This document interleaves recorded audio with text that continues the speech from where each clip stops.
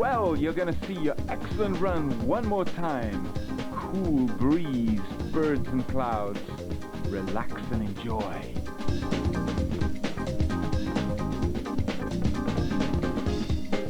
To me, there are no two games that combo better back-to-back than Daytona USA and Sega Rally Championship. In my mind, they're like two sides of the same coin. From the pinnacle of Sega's field of expertise right before the start of their end, they're the perfect example of the kind of energy and simple gameplay catharsis direct to the blunt point brute force tour de force weapon of Sega's premier specialty. Fast-paced arcade bangers. That distinctive Sega late-night deep groove, dusky arcade atmosphere that fills whatever room you're playing in. They are probably among my top favourite things in the whole-ass, wide-ass world of cars as a general concept. I fucking love me some AM2 and 3 racers, baby, especially on Saturn. That's where I'm mostly talking here today, as I've never had the honour of some God-intended arcade upright cabinet Sega Rally, and only that modern Daytona machine that's kicking around these days. That's legit pretty great an update that doesn't strip much away from the OG Daytona USSR. Lately also, I'm lucky enough to be working weekends at a local game centre arcade community project type business where we have worked extensively to mod the legit direct arcade port of Daytona onto a PS3 with a fancy modern wheel. And honestly, it's a beautiful surrogate to that legendary cabinet that I've just accepted will never cross my path. The Dreamcast Alt version sequels to these games are also bangers, but that's for later on. Yeah, to me the Saturn ports of Daytona and Sega Rally just carry a certain liminal, lucid magic that still makes them the most appealing to me. So that's where we's heading today. So sit back and let that cruise control of smooth Sega arcade shit move along like trees flickering by on the motorway.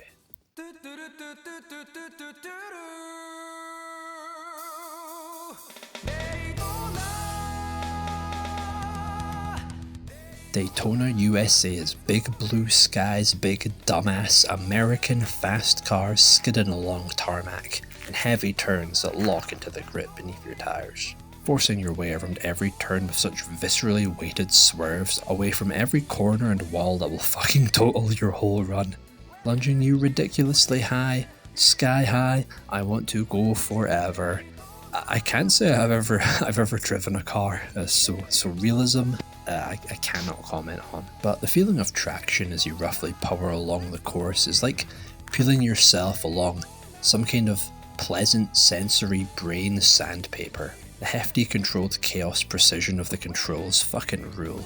The speed you can just take every small turn and tunnel, past signposts, road barriers, the jaunting hills blur with an exhilarating sense of go fast as fuck thrill. The audience stands in asphalt rings of the first basic stock car race ramped circle, the mountainous feeling bends of Dinosaur Canyon, and the absolute summer skies paradise of seaside streets, Golden Gate bridges leading in and out of the skyscraper underpasses and breezy coastline streets, watched over by seagulls overhead and wild horses running concerningly free in the middle of fucking nowhere by the roadside. Also shoutouts.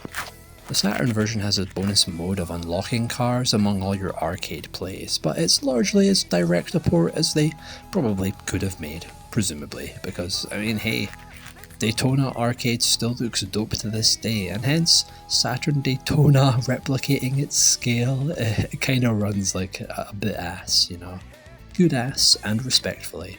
Personally, I think you get used to it pretty quickly though, and weirdly I think it adds to the sense of overwhelming speed that you get, but if you do prefer a smoother looking ride, or you also just fancy some extra tracks, Championship Circuit Edition does very nicely, but with different music and controls feel, it takes away from that Daytona magic that I'm personally here for, but it's still a very satisfying blast. With its bright beautiful world of loose Sega Saturn pop-in, and smooth polygon slopes and mountainsides bustling with palm trees, billboards, banners and flags flapping coolly along with the wind.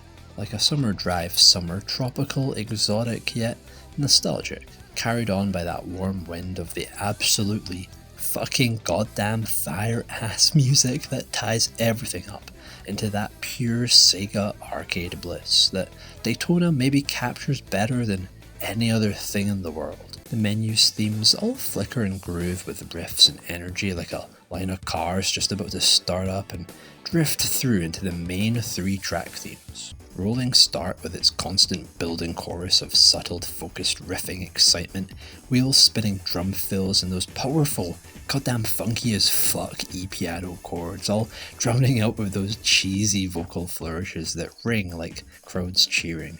And I mean cheesy in the most loving and goddamn fucking legit way that I can. Without the English Eddie Vedder tinge to the music, Daytona just wouldn't be the same. This one man's voice makes this game so lively, so energizing with its big, bright, brew skies open top feeling. You cannot separate this voice from Daytona, and its title track song and poster boy racetrack. Dinosaur Canyon. I don't know where the dinosaurs are, or really, I guess the canyon as well, or the fuck those boats are doing there, but screw you, who cares, Daytona. Big chords meet refreshing piano flourishes, meshed into drum fills, impossible not to bang your head along to, challenge, extra impossible Daytona version. But absolutely my favourite track, in both senses, is the last one.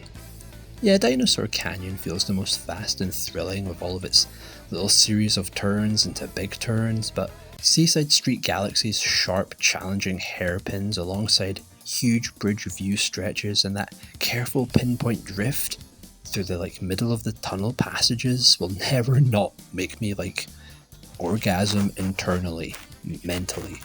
It just feels so fucking cool once you get the hang of the weight, the braking and slowing into that heavy drift and careful shifting of your weight back and forth not to spin out. It somehow feels really subtle and exact, yet also just pure brute force at the same time. I don't know how to really put it. That last course just puts me in a daze with its musical drum flow and cool breezy guitars all blending into this smoothie of shiny clear summer skies above driving fast as hell with a perfect serenity that makes no fucking sense when you're stressing out to shitting back trying to beat the higher difficulty time limits.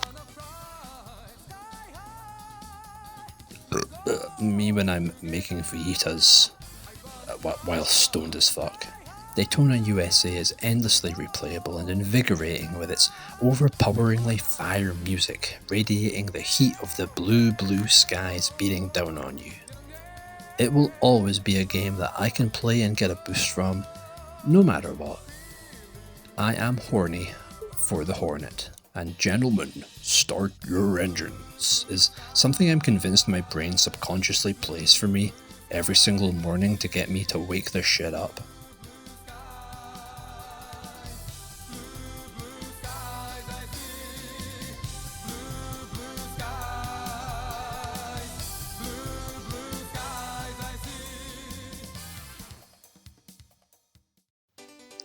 Sega Rally Championship is the chill, smooth vibe twin to Daytona's big-ass bright energy. It's got class up the ass. Ass tons of class. It feels so light and fluid to Daytona's big chunky meaty power. Turns are taken carefully with every tap delicately jolting left and right gradually, leaning forward around perfect corners with the most seamless ease, gliding along with the coolest looking drifts you have ever seen this side of some kind of crazy 90s car anime. Me when I haven't been eating as much lately, and I'm kind of thin. I'm kind of thin, but not entirely thin. Just a bit thin-ish. Okay, I'm sorry. The acceleration alone shows the absolutely flowing, gorgeous smooth pace of the game, and it just feels so pleasant and soothing on the eyes after Daytona. It runs noticeably much better, and the draw distance and pop-in are almost undetectable, much be it to its really smart track design. The road bends like flowing magic carpet with the vivid shadow of the trees above, plastering the soil and mud with canopy patterns of leaves that help relax your eyes upon this ever so beautiful dirt track road that your focus is just permanently, unbreakably glued to.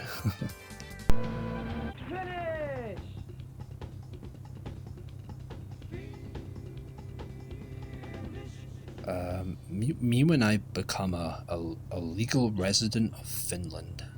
The acceleration seems to boost you ahead a little instantaneously, and with amazing controls as well, and all the different textures under your car. I mean, you can feel it all in the way that it affects your car's movement and that godly precise steering, as if there was like almost vibration in the controller. Playing these racers with the Saturn's D-pad is the only way I'm convinced how to be honest. Even with that high quality modern wheel, I don't know, there's just something about the Saturn D-pad, it's just so ideal for that left and right fidgeting precision. The zone up hypnosis of making sharp turns that look cool as shit like a true professional, yet so effortlessly, with your co-pilot spouting endless directions to help ease your mind into whatever's coming up. It all gels together in one perfect, sleek, slick polish.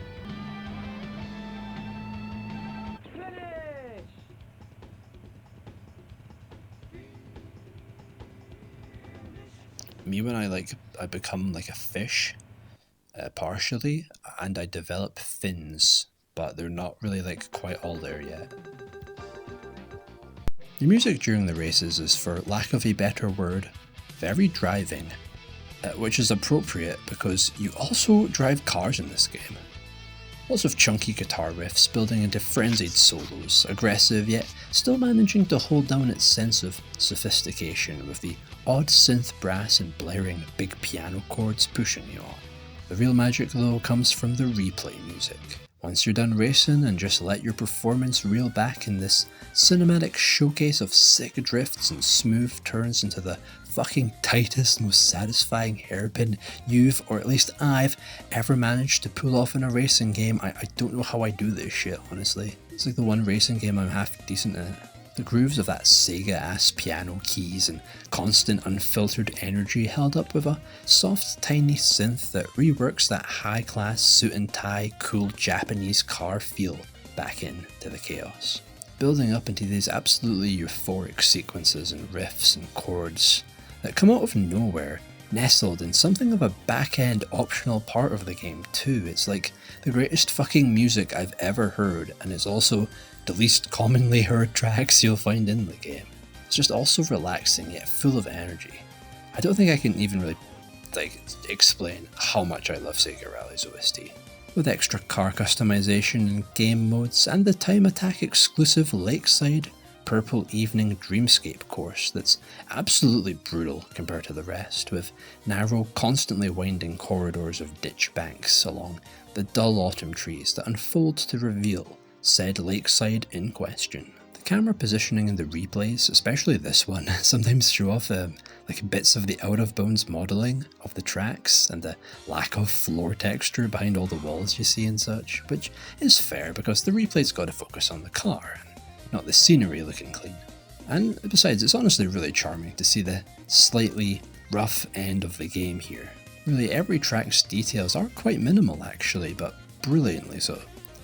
The animals just out of view in the desert, the mountains hanging valleys below, and the coastal town that bends around into rugged nature before hurtling you back into this thin stretch of lightly turning downhill streets in what's absolutely my favourite bit of the game to play and steer through. Its almost minimalist look truly cements the subtle grace and lack of need to show off this game's got. It's fucking cool. And just on gameplay and vibe alone, it practically murders any sense of fun I get from anything else immediately following Sega Rally.